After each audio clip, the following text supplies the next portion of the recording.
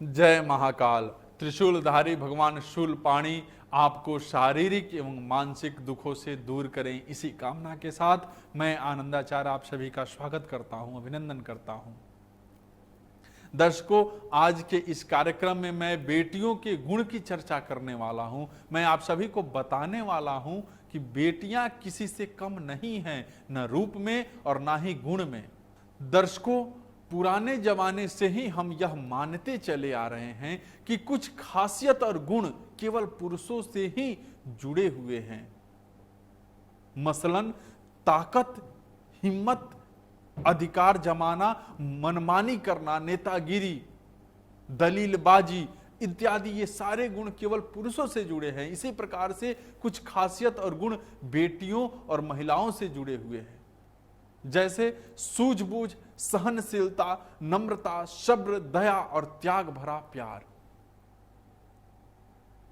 परंतु दर्शकों, इसका यह कतई मतलब नहीं है कि पुरुष में केवल पुरुषों वाले और महिलाओं में केवल महिलाओं वाले गुण होते हैं। महिलाओं और पुरुषों में दोनों प्रकार के गुण अलग अलग मात्रा में होते हैं। अब यह प्रश्न उठता है कि यह मात्रा तय कैसे होती है। तो दरअसल यह कई बातों पर निर्भर करता है। सबसे पहला कारण है पैदाइशी गुण। आधुनिक युग के वैज्ञानिकों ने यह सिद्ध कर दिया है कि पैदा होते ही कुछ गुण हमारे अंदर होते हैं। बेटियों एवं महिलाओं में बच्चों के लिए स्वाभाविक प्यार तथा बेटों एवं पुरुषों में अधिकार जमाने का भावना।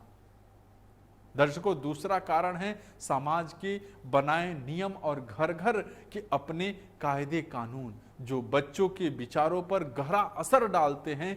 बचपन से बच्चों को यही सिखाया जाता है कि लड़के नहीं रोते हैं। जब बचपन से लड़कों को सिखाया जाता है कि अधिकार जमाना, रोब और अहंकार उनके अधिकार में है, तब सब्र, दया और सहानुभूति जैसे गुणों जो जन्म में से उनमें मौजूद होते हैं, वो धीरे धीरे न सिर्फ दब जाते हैं बल्कि पूरी तरह से खत्म हो जाते हैं। ऐसे गुण अगर न दबे न खत्म हो तो दुनिया उन्हें कमजोर कहेगी।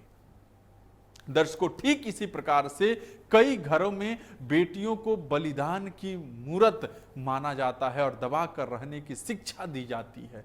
ताकत, अधिकार जमाना, नेतागिरी आदि गुण जो पुरुषों में शोभा बढ़ाने वाले माने जाते हैं, वही गुण बेटियों और महिलाओं में गलत माने जाते हैं। जिंदगी भर इन बातों को सुनते सुनते बच्चे उन पुरुष और महिलाओं वाले गुणों को अपनाकर अपने जीवन का हिस्सा बना लेते हैं। परंतु सच तो यह है कि सबसे ज्यादा सफल और संतुष्ट व्यक्ति वही है जिसमें दोनों प्रकार के गुण का संतुलन होता है। यही संतुलन किसी भी व्यक्ति को बेहतर और पूर्ण इंसान बना सकता है, और यही बात बेटियों और महिलाओं के लिए भी सच है।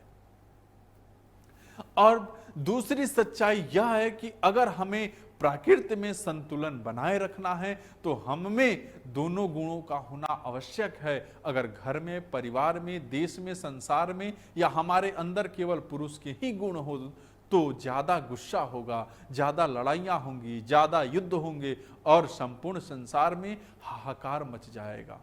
इस नजरिए से बेटी केवल कद्र के लायक ही नहीं वरन उसके गुण समाज में प्यार और संतुलन बनाए रखने के लिए अत्यंत आवश्यक है।